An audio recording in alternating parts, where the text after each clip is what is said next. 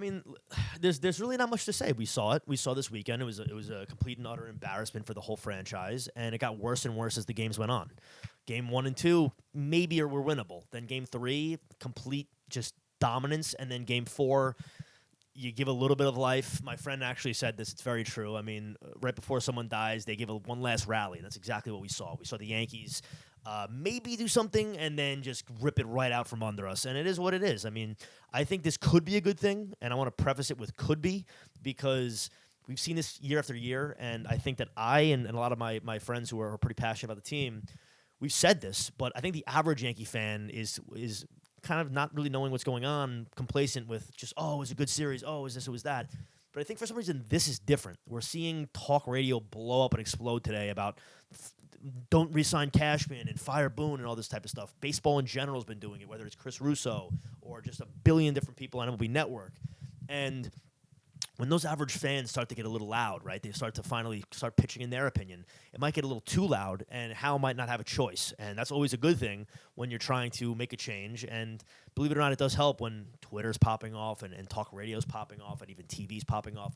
So that remains to be seen, but I think it's a no-brainer. Cashman has to be gone. I think if you give someone else a try, it's no telling if they're going to be better than Cashman, but it's worth the try, right?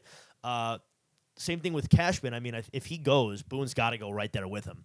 I've been no stranger to bashing Boone and his managerial moves. I've been very vocal this postseason, and it's for good reason. Honestly, it's a 1 to 4 to 5 bonehead moves a game. A lot of them arguably cost us not the series or even a game, but really just the opportunity to be in a game this series. And it didn't even stop in Game 4, but I'll get to that in a second. What I did want to say is pregame. I mean, how, as an organization, are you going to show the 04 Red Sox kind of rally and the end of the dynasty and really just the most famous comeback in honestly, in sports history that beat you, that embarrassed you? How are you going to show your team that? I mean, it's weird. Michael Kay made a great point. You could show the Los Angeles Kings, who had a comeback of they were down 3-0, and they wound up going to the Stanley Cup Finals, or that was in the Stanley Cup. Not sure. I'm not a hockey guy. That was in the early 2010s. Why not show that? Why are you showing the Red Sox beat the Yankees? And that's just a symptom of a larger problem, which we know, which is it's just too many mistakes to excuse. So Boone's got to go right there with him. I'll get more into, I think, my opinions on the future of what this team should be doing this offseason and for the next couple of years. I wanted to break down a little bit of what happened in the game yesterday, because I think that isn't as important. I just want to kind of reflect on a couple things. So first thing is, and it always is, but it's Donaldson. Now, granted, no one really hit, right? But I'll make this very, very clear. You tried everything, right? You were putting rookies in at short. You were making your starter at shortstop, who played 130-something games as a starter there, completely out of the lineup. You were DHing Carpenter. You were putting Stanton in left field. You were trying everything, right? Everything under the sun you were trying. Yet you didn't want to move Donaldson, who was 3 for 27 with 17 strikeouts in his last 27 at-bats. Just think about that again. 17 strikeouts in 27 at-bats. I'm pretty sure I have that right. And, again, 3 hits in those 27 at-bats. Sure, he plays a great third base. I'm not going to deny that. If you're going to try everything else, why not try to sub out for a guy who, again, in big spots, he had a ton of runners on base in this whole series, did nothing. And so the thing that really perplexed me on Boone's front in this game, more specifically than the rest, was the way he handled the IKF situation. Because I want to remind you, I'm not a big IKF guy. Clearly, it was his bad, even though Glaber, I think, it was a careless throw on his end. But IKF just is not a good shortstop. He took a bad route to second base, and that's the reason that ball went to left field. And, well, the game's over. We get swept. I get it. But he's a Gold Glove third baseman, and I want to also remind you that he has 5 hits in 5 starts this postseason. He had the 3rd highest contact rate in the entire Major League Baseball. In the entire league, he had the 3rd highest contact rate. So why not just try? What does he do in his first at-bat? Gets a hit. Now, sure, he went 1 for 3. But what I'm getting to here is you have an opportunity, you have a scenario in the 8th inning when the season's on the line for real. I mean, if you lose the game, the series is over. Sure, you're never going to win the series anyway, but you want to show some life. You want to show that you still have some control over your destiny, a little bit. And you have IKF up with 2 outs, and they pinch hit him for Matt Carpenter, who inevitably makes out. Now, the reason why I thought this was very curious, the next hitter in the lineup was Jose Trevino, who was going to be leading off the 9th inning if IKF or Matt Carpenter made out, which is what he did. IKF is objectively a much better hitter than Jose Trevino, especially right now. The glove has nothing to do with this because if you need defense, you're gonna take him out in the other half of the inning when he's playing defense. So why wouldn't you save Matt Carpenter for the Trevino at bat and then bring in Higashioka if you do mount that comeback? There was, not, in my opinion, I know the season was over, it doesn't matter. It just didn't make, again, any sense. His usual illogical move makes no sense. Why would you pinch hit a hitter when your bench is shallow for another hitter when you can take that good hitter on the bench, who's not a good hitter, but he's the best we had at that point, and pinch him for the poor hitter who's going to start off the last inning of your season, right? So that was just a head scratcher. And if I'm IKF, I mean, I'm not saying he deserves to have this ego, but I want nothing to do with the New York Yankees. They toyed around with him. They started him for basically the whole year. The second the playoffs started, granted, he didn't even make any errors really besides the first or the second play of the first game of the whole playoffs. Rizzo saved him a lot, but that's what Rizzo does. You can't bench your starter and then bring him in spotty and tell the media that he's pressing. Meanwhile, he technically, and I don't want to be this guy, he had one of the better averages on the team in the postseason. He had 5 hits, which is what I remind you is comparable, if not better, than Aaron Judge when you factor in maybe the home runs. Judge outweighs it. But either way, and we'll get to Judge also. But very, very weird. And yeah, if I'm IKF, I want off the team. And if I'm the Yankees, I want IKF off the team. So it's a mutual parting of ways. I don't even know his contract, to be honest, and I don't care. Get him off the team. Donaldson, we know he's getting paid $25 million next year. He cannot be on this roster next year. Cannot be. And so that's my thoughts about the game. If you want to analyze the series, and Mike Francesa said this as well, great point by him, not many Yankees on this team. I mean, I think, and he's right, Anthony Rizzo is a true Yankee. He carries himself like a Yankee. He has that Yankee kind of grit. He does anything he can to win. He's scrappy, an amazing fielder. He's a winner.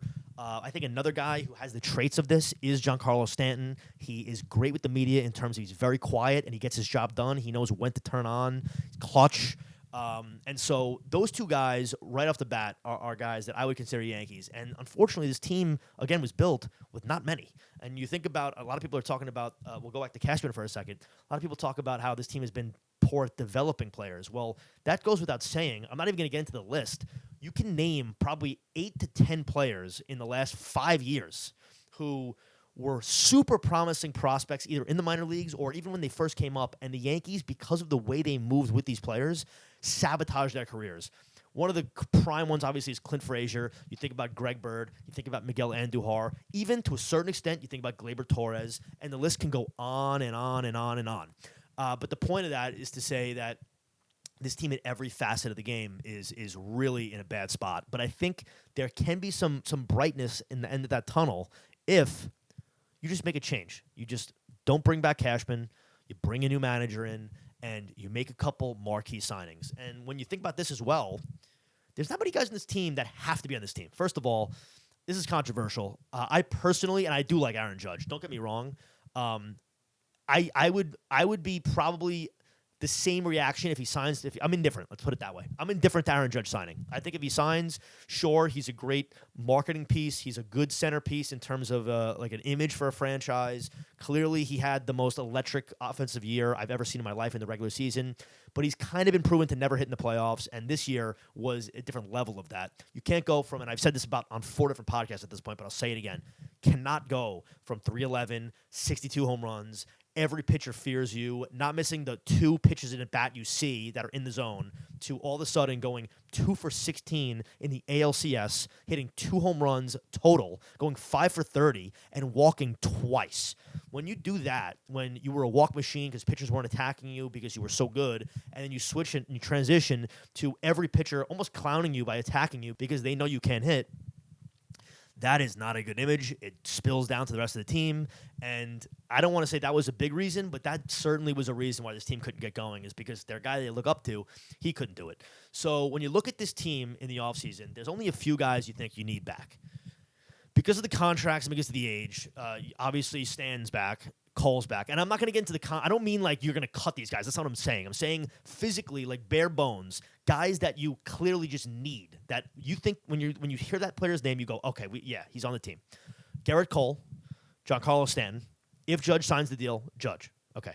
Now, on top of that, I would say Anthony Rizzo for obvious reasons. I would say because he is a great defensive catcher and there's not much of a great market out there right now, I would say Jose Trevino. Couldn't care less about Higgy. Nice guy. Couldn't care less. And then because of the age and the whole kind of mystical aura of what he did this postseason, Harrison Bader and DJ LeMahieu. Now, that's really it. I don't care if you trade. I don't care. I don't care what you do with any of these players. But the bottom line is that there needs to be some massive changes. It's got to be at the top first. And the last thing I'll say, because I'm going to cut this one short, basically I'm going to do a very long video detailing what Boone, Cashman, and Hal have to say after they do that, after the season press conference they do every year, after they inevitably fail. But before that happens and before I sign off today, I just wanted to give you a couple quick MLB notes that I thought are very, very kind of important. The first is that the umpiring, and I said this before, something needs to be addressed, something needs to be changed. I understand if it's a regular season game and Angel Hernandez is behind the plate, no one can get him out of the league because the Umpires Association and the union, I get it, there's a lot of umpires like that.